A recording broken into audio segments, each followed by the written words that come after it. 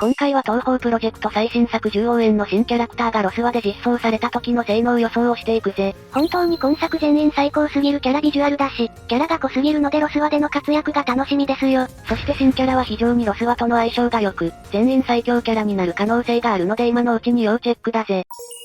それではまずはじめに孫美天のキャラ性能を考察していくぜ。正直言って今作の一押しキャラですよ。美天はちょうど良さの極みみたいなキャラクターだよな。まず美天という新キャラクターについて解説しよう。まずデザインとしてはどう見ても孫悟空を意識しているよな。服装は緑と黄色青色に分かれたロングスカート。服のデザイン、穴の開き方から見ても妖怪の山のヤマンバのネムノとのつながりを感じさせられますね。あと後ろでまとめたツインテとか、如意棒を思わせる試験官を尻尾で持っているのもデザインがめちゃくちゃ良くて好きだぜ。また口元がふにゃってなる時があるんだけど、これが可愛すぎるんだよ。あの口の時にほっぺたぷにゃぷにゃして。性格は孫悟空とは違い、至って真面目でヤクザの組長たちのツッコミ役に回っているのが確認できるな。あうんも明るくて楽しいやつと言っていますよ。種族は猿神。猿神とは、日本の説話集や民話に登場する猿の妖怪のこと。伝説によれば、自らを神と偽って生贄を求めたことから、狩人や犬に退治されたと言われています。また、同名のものには、神々師としての猿神や付き物としての猿神が存在。ただ、美天はお凛に託霊を食らったことで妖怪化したんだ。妖怪としての猿神は人を食うと言われる猿の妖怪で、平安時代の説話集や日本各地の民話などで伝承されているんだぜ。そんな美天は何式になるのかについてなんだけど、おそらく攻撃式7割技巧式3割といったところだろう。おお、どちらもロスワで優遇されがちない意識じゃないですか。ところで攻撃式7割の理由は？美天は吉兆や知恵の帰結組で遊撃隊員とされているからだ。なるほど、つまり帰結組の攻撃部隊ということで攻撃式ですか。まああくまでも予想なんだがな。ロスワでは見た目関係なしに防御式にすることもあるから、全てはロスワの手のひらの上と、すぐに実装となると、スペルカードはチャージ技を使ったロスワオリジナルになると思われるな。ショットは基本的に無属性また金属性じゃないかと思うんだ。無属性に関しては彼女のショットを見るとコンボを使う技だからってことね。あとドラゴンボールつながりでスーパーサイヤ人は金色だから金とか、金トーンとか金の輪をつけているとかで金色属性が埋まりそう。それっぽい感じがありますね。スペルカードについてなんだけどこれは少し予想しにくい。10億円はスペルカードが一人一つなんですよね。その代わりチャージというものがあって、チャージの量で特殊な技が発動するんだ。一つは矢を撒き散らす技、矢が赤いことから火属性も考えられるな。最有機の孫悟空は火可決という技を持っていて、火の中でも燃えない術を持っているし可能性はあるね。ラスワは間違いなく、去るべき、モンキーマジック。名前の由来は知っている人は知っている、ドラマ最有機の OP テーマのオマージュだな。1978年12月にリリースされた5第5の楽曲、孫悟空や三蔵法師が登場する日本のドラマ最有機のオープニングテーマとして作曲されたんですよね。癖が強めの曲調なので知っている人は多いでしょう。モンキーマジックも大量の矢を撒き散らすスペルカードで、色合いから見るとやはり金になりそうだぜ。先ほど言ったようなネタからも金臭いですよ。またラスワはおそらく全体攻撃になるのではと思われるぜ。全体攻撃ならばストーリー攻略もしやすいので、初心者さんにも使えそうですね。また孫悟空は天上回転の神様たちが住んでるエリアまでぶっ壊したという話があるから強力なキャラが多い神様特攻とか主人公たちが当てはまる異変解決者の特攻なんてつくと思われるぜ。特攻は非常に重要な要素なので幅広いものを期待しますよ。美天はパワフルなキャラクターになると思うのでかなり期待の新人だと思うから楽しみだな。なんと言ってもだよ。歴代屈指のたわわにしてくれるかもしれん。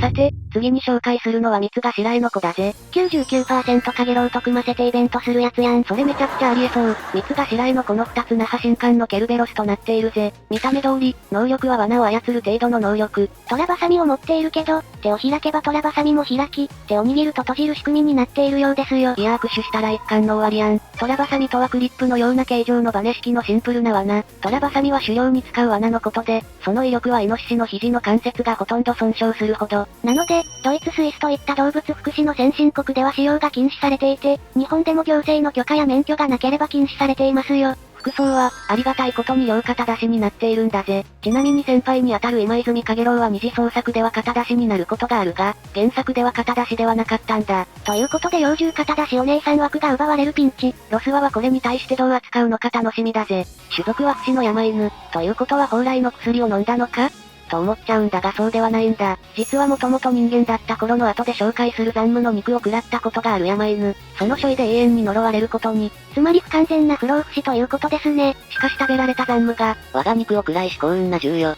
宝玉が近くに落ちている。それを食らえ。と言われ宝玉を手にした途端、汚れを取り除かれたことで本当の不老不死になったようだ。なるほど、人魚の肝を食べると不老不死になれるという伝説に近いものから不老不死になったのね。そんな不老不死へのこの式は7割妨害式、3割破壊といったところだろう。あのトラバサミやそもそも能力は罠を操る能力から見ても妨害式になるでしょうね。さすがにこれはどう転んでも妨害式になるだろう。妨害式は敵への妨害に特化した式で敵にバフをかけて、チームにチャンスをもたらす式ですよね。最近では結界を持たない敵もいるからデバッファーの役割はかなり優秀なので嬉しいところですよ。原作のショットについてはケルベロスらしく3方向から撃つというもので、ロスワでは全体型になる可能性が高いかもな。ただ1チャージの技はトラバサミで噛みつくという単体らしい技もあるから集中ショットはトラバサミで噛みつき、拡散ショットで3方向の弾幕で全体になる可能性があるぜ。属性についてはどうなるでしょう？この属性については、おそらく土と火がメインになるのではと思われるぜ。特徴であるトラバサミは地面に潜ませて扱うものだからな。なるほど、その可能性はあり得そう。他には魔法の森で長いこと生きていたから火属性なんかもあるかもしれないぜ。あとスペルカードが完全に火属性だからショットも火属性にする可能性も考えられるな。それじゃあスペルカードはどうなの？スペルカードは敵の時にチャージ技で出てくる時は紫色の弾幕をばらまくものとなっているんだ。ということは月属性になるかも？ちなみに弾幕を打つ時のドットのダンスが可愛いからロスワでも採用されそう。確かにダンスしてるみたいだ。ラスワワードは3頭、ケロベロスファイア。これは完全に火の属性の弾幕ですね。だから罠を操る絵の子だから、燃焼を相手にたくさん付与してトラバサミで噛みつき、大量のブレイクができるみたいなのが想像できるな。確かにトラバサミの威力発凄まじいのでブレイク性能も非常に高そうですよ。おそらく絵の子はその能力と妨害式らしく相手に結界上をたくさん付与して、トラバサミで噛みつき、相手をブレイクするという、ロスワの基本形にして最強の性能になると思われるぜ。ブレイク性能があるだけで、高難易度でも活躍できてキャラとしては強力ですからね。また不老不死ということで、毎ターン回復といった自力で回復もこなしてくれるようになると思われるな。特攻については、ケルベロスは亡者の監視という役割があったので、幽霊に強い特攻が入る可能性があるな。まとめると罠を操ることから、結界以上を大量にばらまけて、トラバサミで噛みつき大量のブレイクができる有能キャラになりそうですよ。また絵の子は肩出しなのでデザインもかなりセクシーになるのではと思われるし楽しみすぎるキャラだぜ。早く実装されてほしいですよ。ホーム画面のセリフでお手してほしいです。多分挟まれて死ぬよ。さて、次に紹介するのは天下人チアリだぜ。チアリもめちゃくちゃ強そう。まずチアリのデザインなんだが服装はかなりシンプルなものとなっているんだが、よく見ると何かの文字が書かれているんだ。これはウェルカムプーヘルと書かれているんだよ。このウェルカムヘルといえば、ヘンティでおなじみのヘカーティアが思いつくよな。ただし、この子はプーが入っていますね。ウェルカムプーヘルならば完全に地獄へようこそという意味になりますよ。シンプルな T シャツにあの文字が入っているということで、ヘカーティアとのつながりは見過ごせない楽しみなキャラだぜ。そんなチアリの種族は天下人。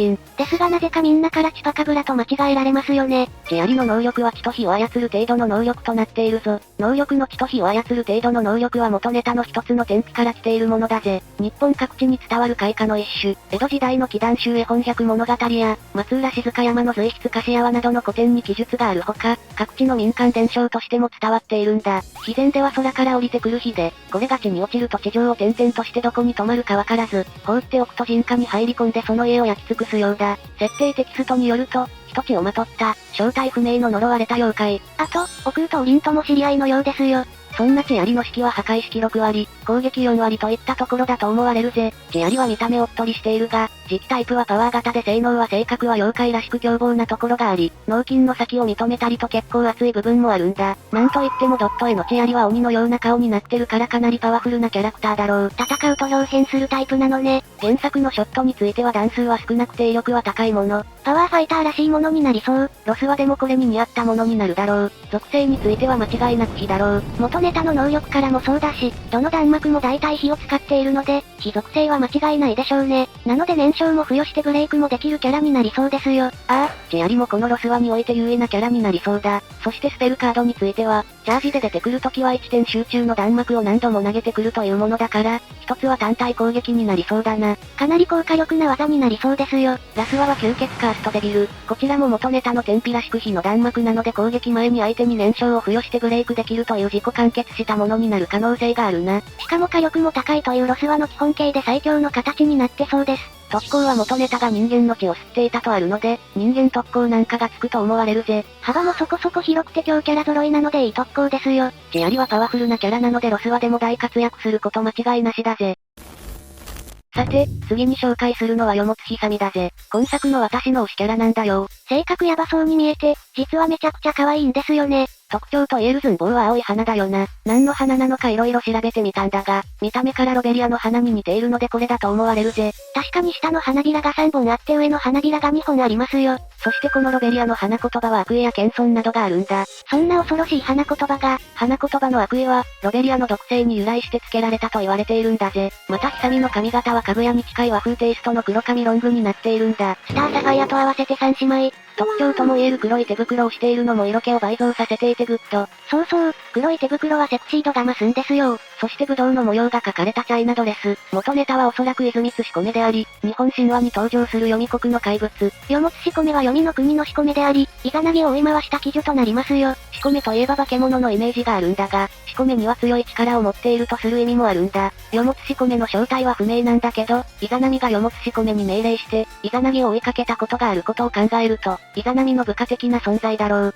そのため、ストーカーという単語がスペルカードなどでもたびたび出てくるのですね。そんな非常備の式は支援7割、技巧3割といったところだろう。支援はその名の通り、キャラクターにバフをかけたりして仲間を強化するのが売りのキャラクターですよ。非常備は残務の支援を喜んで受け入れるキャラだし、案内人なこともあるので支援になる可能性が高そうですよ。支援は意外と少なかったりするから、コスパ最強で優秀なサポーターになってくれるのを期待だぜ。まず原作ショットを見ると、弾数が早く3つの弾幕を放っているな。またオプションで近くの敵にめがけて放つこともできる。これはもうロスは3次第って感じですね。属性についてはどうでしょう？やはりブドウや竹、ロベリアの花に関係のあるキャラだから、やはり貴属性なのは確実だな。ブーストなしでついてきそうな感じがするし、相手の弱点を突きやすそう。スペルカードに関しては、原作の方を見ると、チャージショットがトゲトゲのツルがへにょりながら出てくるというものでなかなか被弾しやすいものになっているぜ。へにょり系は読みにくいので被弾しやすいんですよ。あとロベリアの花は前奏には毒があるから毒の結界以上を付与することができそうだな。おお、毒は陰行を下げてスリップダメージを与える優秀な結界以上なのででかいですよ。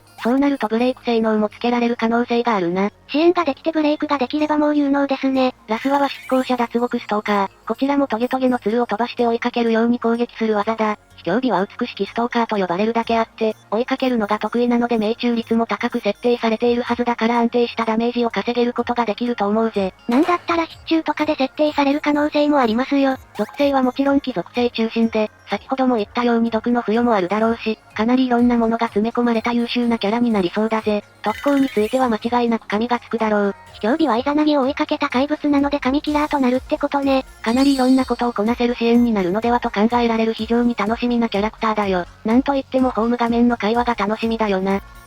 ストーカーされていたヤンデレセリフを期待します。あなたは体から洗うタイプなんですね。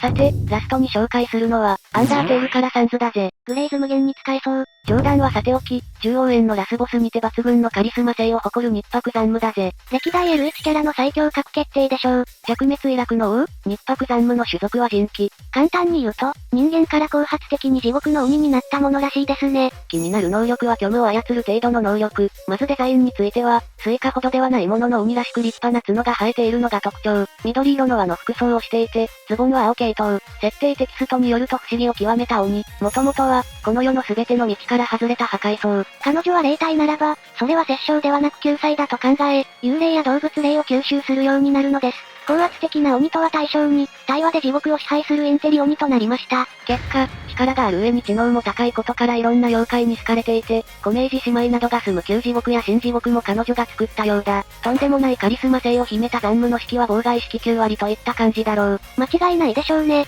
残夢は何と言っても、転送の罠を仕掛けていろんなキャラを手のひらの上で踊らせていたことからも妨害式一択でしょう。あと技巧式も考えられなくはないがな。戦争という異変をさせないために念入りに回りくどく罠を仕掛けていたから妨害式になる可能性が高いな。そして原作ショットを見ると、幅が広くとんでもない速さで黄色い弾幕を放っていて、バリバリの強さを誇っているんだ。なんだこの速さ、えげつなすぎや。弾の色からして属性について非属性とかになりそうだな。あとはチャージ中は星型になるので星属性もありえそうですね。確かに、そっちの方が高いかも。スペルカードに関してはラスボスらしくスペルカードはちょうど3つ見せていて、ロスワのスペルカードは、純弾と無心純霊弾になりそうだ。純霊弾は画面いっぱいに大きな弾を放っていることから、全体攻撃になる可能性が高そうです。属性については無属性に星を合わせたものとかになりそうだ。もう一つの無心巡礼弾に関しては、キャラクターめがけて集中型になっていることから単体攻撃になる可能性が高そうだぜ。相手をホーミングする形なので命中率も高くて安定したダメージを稼げるでしょう。あと、もしかしたら順弾を抜いて、チャージショットで出てくる骸骨の模様がある槍のやつを採用するかもしれない。ああ、確かにこれは入れておきたいところですよね。なぜならアンダーテールのアンダインの技のオマージュだから、これは相手の妨害で出てくるものなんだが、骨のマークのついた槍のようなものが飛んでくるというもの。そしてこの槍はアンダーテールの人気キャラクターアンダインの槍とそっくりなんですよね。そう、モンスターの王であるアズゴア配下のロイヤルガードのリーダーを務める女騎士アンダインの武器とよく似ている。戦闘では、魔法で出現させる水色の槍を投擲して攻撃してくるのです。これがアンダインの槍とそっくりなんだ。骨はサンズやパピルスを思わせられますね。今作はアンダーテールが色濃くあり、オリンの笑い方もパピルスと同じものが使われていました。なので順弾を抜いてこちらのチャージショットを採用する可能性も考えられるな。そしてラストワードは防用のキングダム。どのルートを行ってもラストはこのスペルカードが来ますよ。細かな弾幕を広げるように放つスペルカードだな。実はこの弾幕は、スイム層で見せた同じ鬼で10応援で登場したスイカの鬼畜弾幕である100万鬼夜行があるんだけど、残務のラストスペルカードとよく似ているんだ。なのでスイカの100万鬼夜行と対となる水属性の可能性も少なくはないぜ。あと全体攻撃になる可能性が高そうですよ。